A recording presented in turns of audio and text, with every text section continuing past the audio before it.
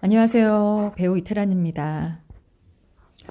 오늘은 나무는 자신을 위해 그늘을 만들지 않는다 중에서 당신과의 만남이 나를 더 좋은 남자가 되게 했다. 읽어드릴게요. 어느 화창한 주말이었다. 나는 아내와 함께 모처럼 연극을 보려고 대학로를 손잡고 걷고 있었다. 그런데 거리에 나온 어느 방송국 팀이 갑자기 우리 부부 앞을 가로막더니 마이크를 아내에게 들이대며 "이렇게 화창한 날에는 무슨 생각이 먼저 나세요?" 하고 묻는 것이었다. 그러자 아내는 대뜸 "예? 옛날 남자요." 하고 대답하는 것이었다. 그리고 조금은 캥겼는지 나를 보고는 까르르 웃었다. 방송팀이 이번에는 나에게 "선생님은요?" 하고 물었다. 나도 더 생각할 것도 없이 "옛날 여자요." 하고 말해주었다. 연극을 보고 있는 동안 나는 아내에게 "그랬어? 내 손을 잡고 걸으면서 옛날 남자를 생각하고 있었단 말이야?" 하고 묻고 싶었다. 하지만 금세 생각을 바꾸었다. 그래 본들 무엇하겠는가. 얻을 것도 물을 수도 없는 일 아니겠는가. 그래서 속으로 "그래, 옛날 남자 하나 없는 여자하고 산다면 그런 내가 더 못난 놈이지." 생각하며 조용히 마음을 사귀고 입을 다물었다. 그리고 지금까지 나는 어쩌면 화려했을지도 모를 아내의 과거에 대해 이런 반구 묻지도 듣지도 않은 채 20여 년을 살아왔다.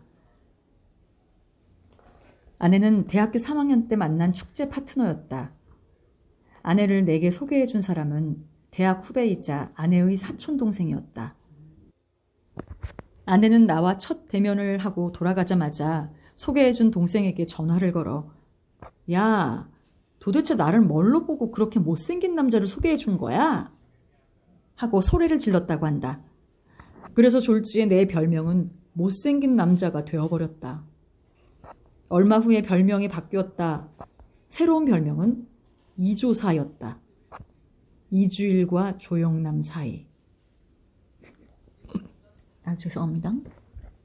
이쪽에서 보면 이주일 같고 저쪽에서 보면 조영남 같기 때문에 붙여진 별명이었다. 당시 나는 연세춘추 편집국장이었다. 때는 암울한 유신시대였고 긴급조치 9호가 발동된 시점이었다. 나는 학생운동 배후 세력으로 지목되어 제적당했다. 그 후 구치소를 거쳐 강제징집을 당해 군대에 갔다. 제대를 하자 아무것도 할 수 있는 일이 없었다. 대학 시절 운동권이라는 전력이 있었고 대학도 졸업하지 못했으니 취직을 할 수도 없었다. 그런 와중에 나는 동갑내기인 아내와 결혼을 했다.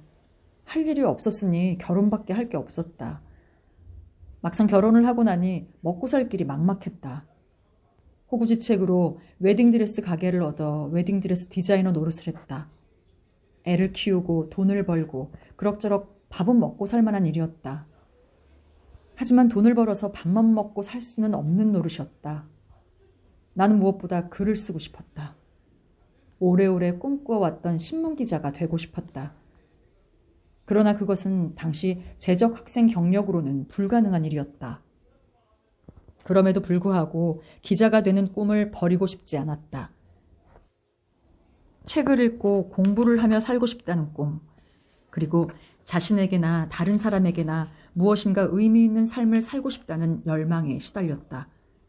나는 책을 읽고 책을 만들고 싶다는 욕망에 활자를 볼 수 있는 직장이라면 돈을 받지 않고도 일을 할 수 있을 것만 같았다. 하지만 현실은 그렇게 만만하지 않았다. 내가 당장 글을 쓰네, 공부를 하네 하면 아이들 분유값은 누가 될 것이며 집세니 전기세니 하는 각종 고지서들은 어떻게 처리할 것인가. 그렇게 5년을 나는 나의 삶과 아무런 상관도 없어 보이는 웨딩드레스 가게에서 보냈다. 아내는 그런 나를 보며 "정말 하고 싶은 일을 하세요. 뭐가 걱정이에요.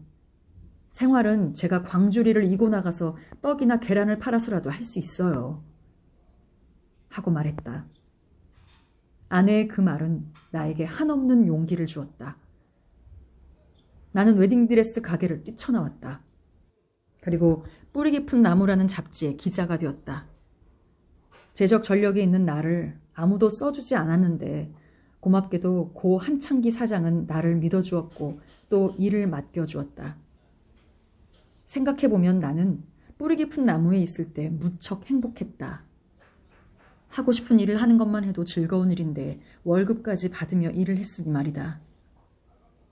그 시절 나는 책을 읽고 기사를 쓰며 내 삶에 찾아온 이 기회에 너무도 감사했다. 뿌리 깊은 나무의 기자 시절에 나는 새처럼 날아다녔다. 감사와 환희와 열정의 시절이었다. 그리고 그 시간들은 나를 조금씩 변화시켰다. 내 인생의 기회였고 변화였고 도약이었다. 지금의 아내가 없었다면 내가 그런 기회를 다시 가질 수 있었을까? 고두원의 아침 편지를 하고 나서 내 별명이 또다시 바뀌었다. 이화여대 인터넷 신문의 학생 기자가 아침 편지를 소개하면서 이분의 별명이 이조사라 해서 봤더니 이조사가 아니라 길박사로 고치는 게 좋겠다. 고 쓴 것이다. 길박사? 기룡과 박상원 사이. 우와! 물론 듣기 좋으라고 그냥 해주는 말이겠지만 어쨌든 예전 별명과 비교하자면 퍽 업그레이드 된 셈이다. 이조사에서 길박사로. 그리고 나는 지금 내가 좋아하고 내가 사랑하는 일을 하며 살고 있다. 나는 내 삶의 많은 변화가 아내 덕분이라고 믿는다.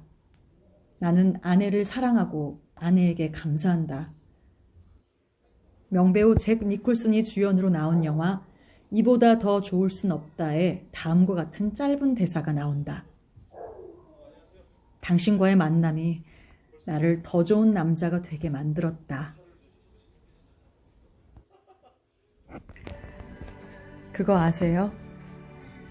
여러분과의 만남이 저에게 용기와 희망을 안겨준다는 사실을요. 조금 닭살 돋는 멘트 같지만 사실이랍니다. 오늘도 함께 해주신 여러분 감사드리고요. 요즘 비 피해가 심해요. 더 이상 피해가 없었으면 좋겠습니다. 모두 안전하게 하루하루 보내시길 기도할게요. 우리 또 만나요.